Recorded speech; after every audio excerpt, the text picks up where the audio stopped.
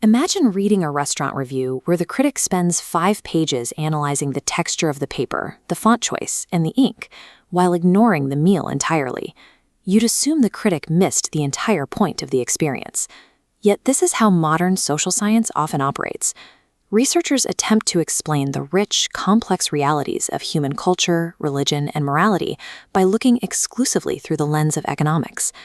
This habit of reducing human behavior to dollars and cents traces back to the 19th century, but it became the standard in the 20th under the influence of Karl Marx. Marx popularized the idea that a society's economic base dictates every other aspect of its existence.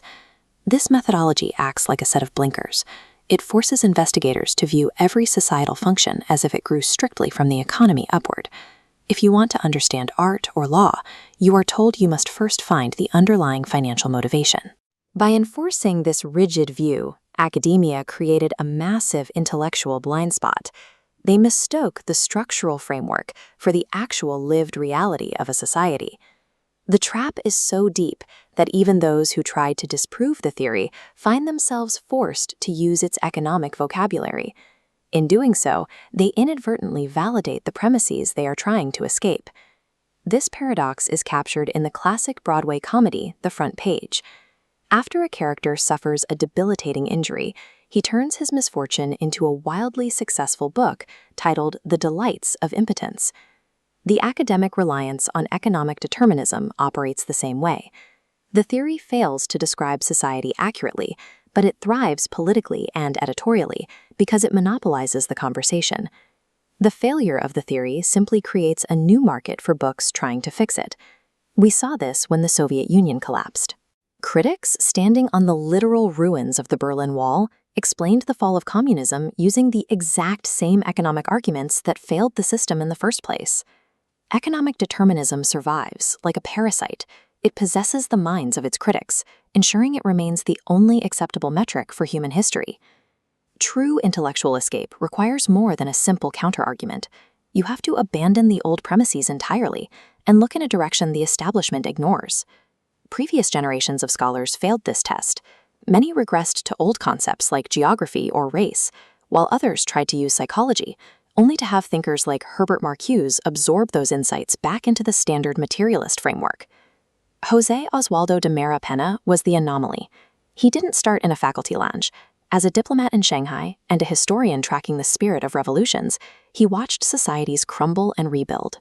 He noticed that while budgets and regimes changed, the underlying cultural habits and bureaucratic inertia remained constant.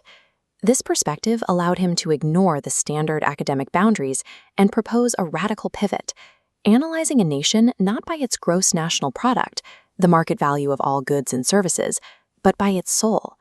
True disruption requires the courage to discard a metric when it fails to capture the human element of a civilization. To do this, Myra Pena used the framework developed by Carl Jung. Jungian psychology focuses on how the conscious self interacts with universal human symbols and archetypes, rather than external material conditions. This replaces rigid economic classes with the individual journey of the conscious self. Mapping these motivations provides a new way to analyze group behavior. Myra Pena used this psychological framework to show how suffocating bureaucracy grows from internal psychological nodes, not external market forces. We often treat chronic underdevelopment as a math problem to be solved with better spreadsheets. Myra Pena argues these systemic failures are actually cultural and psychological disorders, rooted in the collective mind rather than the market. If Myra Pena's framework was so effective at diagnosing these cultural disorders, why did the academic establishment ignore him? He ran into the university boogeyman, an academic monolith designed to consume and dissolve any idea that doesn't fit standard materialist thought. Myra Pena triggered a rejection response. His work could not be reduced to an economic formula, rendering him an indigestible foreign body to the establishment. Institutional groupthink doesn't win through debate.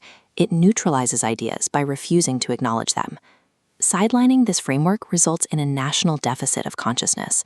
We are left unaware of the true roots of our problems. This lack of awareness leads to theatrical rebellion, people engaging in performative protests that offer a sense of accomplishment, while the underlying issues remain untouched. Mera Peña's work, specifically in Psicologia do Subdesenvolvimento and En Verso Espléndido, provides a practical way out of these theoretical dreams. These texts force a confrontation with the psychological reality of our habits, rather than letting us hide behind abstract data. His guiding motto, "Wisdom is not conquered by malice," remains a testament to the enduring power of his ideas. To heal a society, we must stop forcing human behavior into spreadsheets and find the courage to examine the human soul.